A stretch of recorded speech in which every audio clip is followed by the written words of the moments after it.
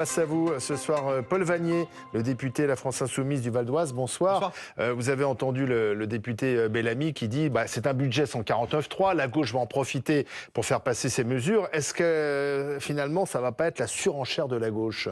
C'est en effet quelque chose qu'on peut craindre. La gauche, n'en déplaise à la France Insoumise, qui j'ai vu conteste le principe même de cette victoire, a obtenu le retrait de la réforme des retraites, ou en tout cas, oui, mais on sait que suspension peut vouloir 2027, prochaine présidentielle. Suspension, en l'occurrence, peut vouloir dire enterrement, de la même façon que la contribution exceptionnelle sur les grandes entreprises, je vois, est a priori pérennisée dans ce budget. Donc, en politique, parfois, les termes ne veulent pas dire ce qu'ils veulent dire dans le dictionnaire. Donc, il y a cette victoire entre guillemets de la gauche. Moi, je considère que c'est une défaite pour les Français et pour la France, mais il y a cette victoire de la gauche.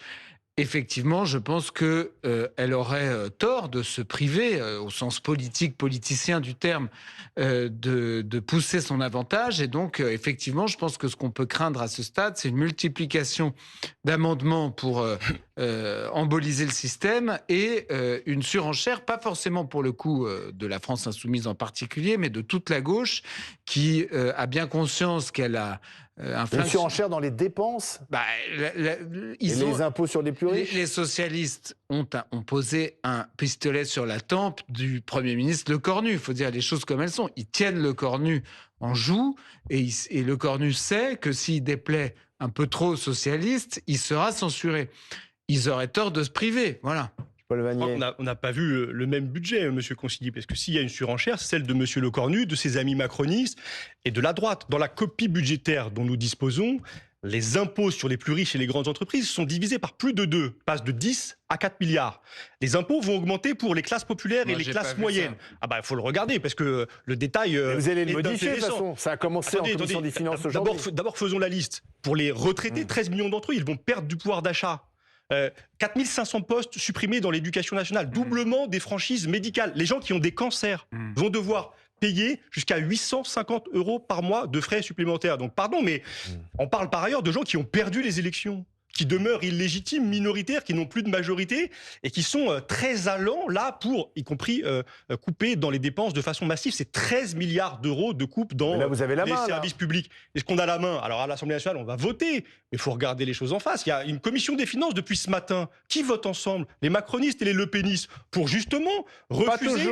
Pas toujours. Souvent, la flat tax. Les lepénistes ont voté avec vous sur un impôt universel. Alors, certes, mais là, je regarde la flat tax. La flat tax, c'est l'impôt sur le capital.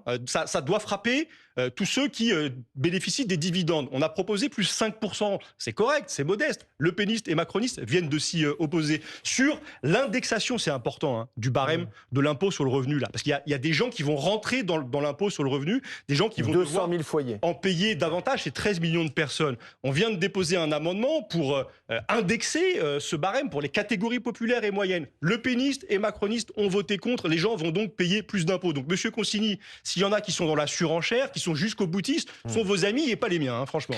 Non, mais c'est très intéressant ce que vous dites, parce que ça montre qu'il y a un monde entre nous sur la vision qu'on a de la France et de ce qu'il faut faire en France. C'est-à-dire que, effectivement, timidement, timidement, ils vont vers l'idée qu'il y a une réalité. Dans la réalité, effectivement, tout ne peut pas être à 100% gratuit, c'est-à-dire payé par les autres. Dans la réalité, oui, il y a une franchise médicale. Dans la réalité, il y a le premier budget de l'État, c'est l'éducation nationale, et effectivement, on peut demander un petit effort. Dans la réalité, il y a l'impôt sur le revenu qui est payé par une minorité de Français, une petite minorité de Français. Ça va être un tout petit peu augmenté. Ça, c'est la réalité. Et cette réalité, vous voulez la substituer, la remplacer par un rêve, votre rêve collectiviste, qui est payé par quelqu'un au bout d'un moment. Et qui est payé par qui en ce moment en France? Et ça vous a pas échappé qu'ils en ont un peu ras-le-bol par ce qui reste des classes moyennes et des classes moyennes supérieures, qui en ont marre d'être les vaches à lait du système. Et quand on essaye un tout petit peu de changer ce système, même là, vous imaginez avec la composition de l'Assemblée nationale, Monsieur Lecornu, il peut pas faire grand-chose. Il fait le peu qu'il peut faire, qui est susceptible de trouver un accord entre la gauche, le centre droit, un bout de la droite, etc. Donc il fait presque rien en réalité. Il fait du Macron. Et on sait qu'il fera rien jusqu'à la présidentielle de 2027, en gros. Et ben même ça vous va pas, et même ça, vous le présentez. Voilà. Moi, je vais vous dire ce que je pense, et après, je vous laisse répondre. Je pense que ce qu'ils font là, c'est pas le dixième du quart de ce qu'il faudrait faire en France. Je pense qu'en réalité, C'est déjà moitié moins que ce que prévoyait François Bayrou. C'est la partie.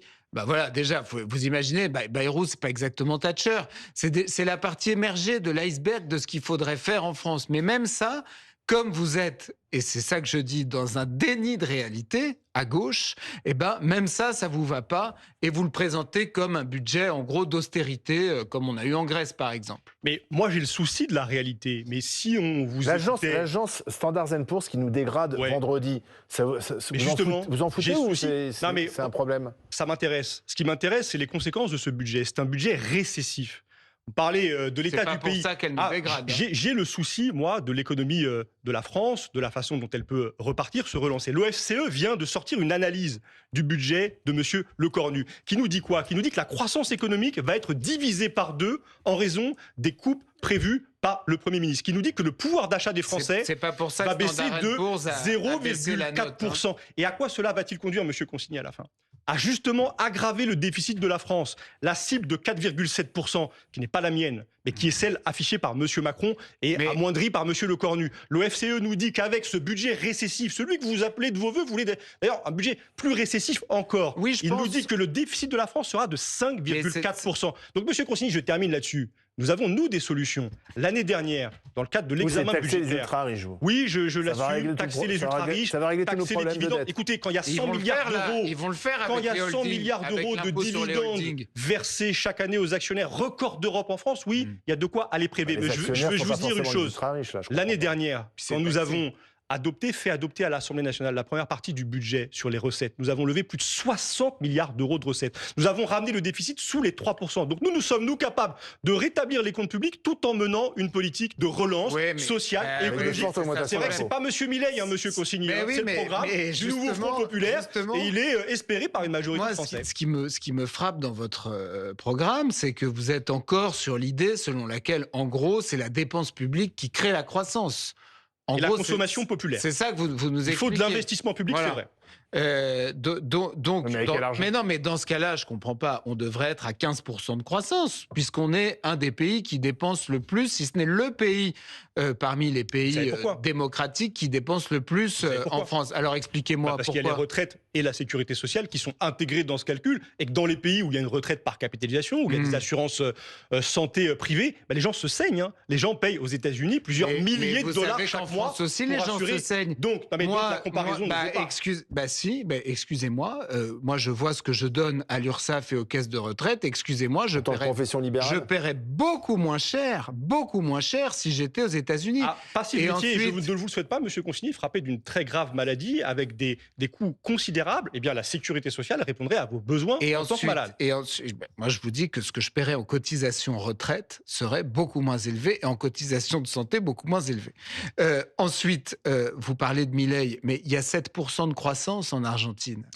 Si. Catastrophe en ce moment, il y a 7% en Argentine. Il y a M. Trump qui vient au secours de M. Milei qui a mis son pays en faillite. Moi, on n'a pas vous aviez d'autres modèles que on n'a pas la même presse, alors on ne doit pas lire les mêmes journaux, sans doute. Hein. Mais moi, ce que j'ai lu, c'est que la potion Milei, elle a effectivement, et ça je veux...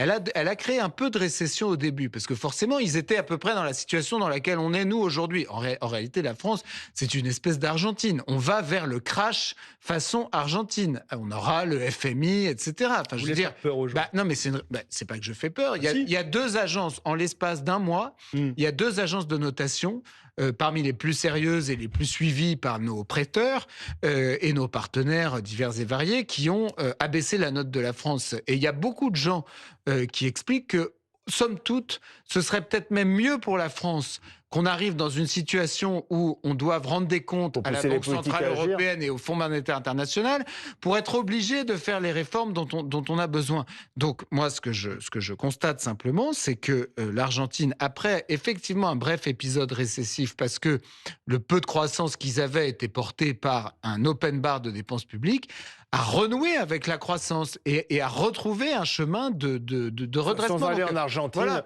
il y a eu des réformes chez nos voisins européens qui aujourd'hui se portent mieux que nous, au Portugal, en Espagne, en Italie, Allemagne, Italie. Espagne. Il y a eu des mesures de rigueur budgétaire plus importantes que les nôtres. Et finalement, aujourd'hui, c'est les pays qui se portent mieux.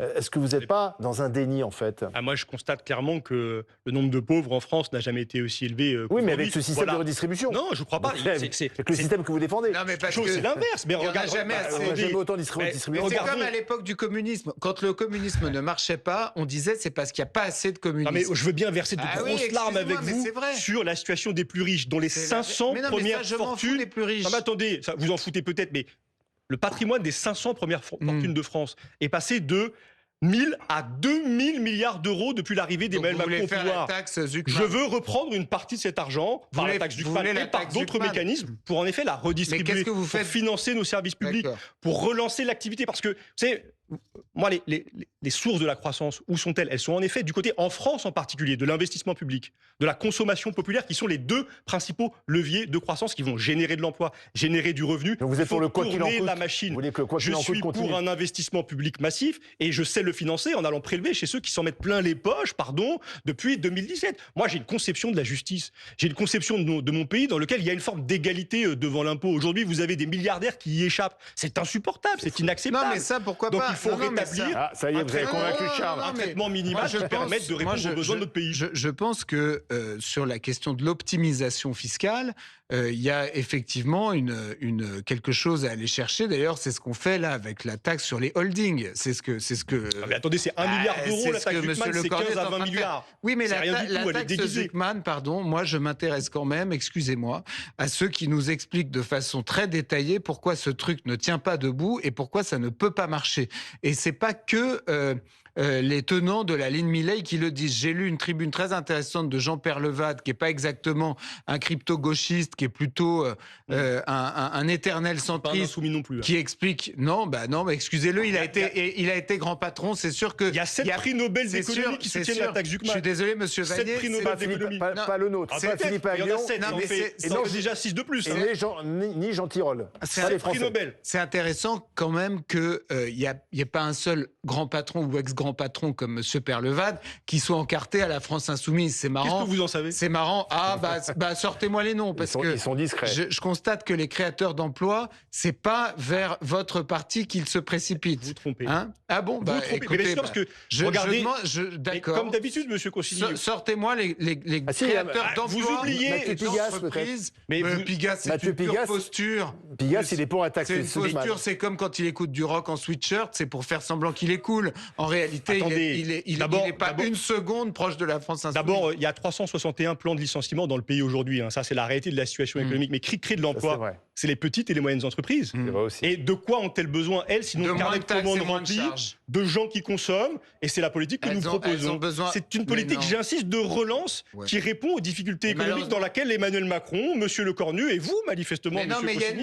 mais je trouve avez qu'il y a une décidé de forme plonger de le pays. déni. Mais non, moi je regarde, vous voyez, je regarde de manière ennuyeuse les exemples à l'étranger. Je regarde ce qu'ont fait les Italiens, les Allemands, les Espagnols. Il y a des chiffres que je cite souvent, donc je ne veux pas me répéter, mais vous allez en Allemagne, il y a 15 millions. Bon, en Espagne, le SMIC a Il y a augmenté. 15 hein. millions La dépense publique, d'habitants. elle a augmenté. hein. Oui, mais ils partaient de plus bas qu'en France.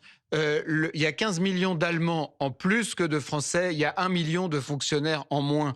Donc quand vous venez, pardon de vous le dire comme ça, mais quand vous venez pleurnicher, j'ai pas d'autres termes qui me viennent, sur la suppression de postes dans l'éducation nationale, qui est le premier budget de l'État, non, je suis pas d'accord. Effectivement, je pense que si on regarde de manière Allez, je vous froide propose une ce qui économie. se passe Allez, ailleurs, je vais vous parler et on termine d'école. avec ça. Le Conseil d'analyse économique rattaché à Matignon propose 3,5 milliards d'euros de baisse de la dépense publique consacrée aux écoles privées. Oui, vous en ça, je pensez sais quoi, que vous monsieur aimez Consigny? pas les écoles Mais vous en privées. pensez quoi Eh ben, je C'est suis une pas proposition d'accord parce que d'économie. quand je vois Là, pas d'économie. quand je vois l'effondrement du niveau de l'école publique C'est faux. et les dérives Allez, woke à l'école c'est publique, fini. je comprends les gens qui veulent mettre leurs enfants dans l'école privée. Donc, pas d'économie. Merci, messieurs, merci Paul Vanier, merci Charles Consigny.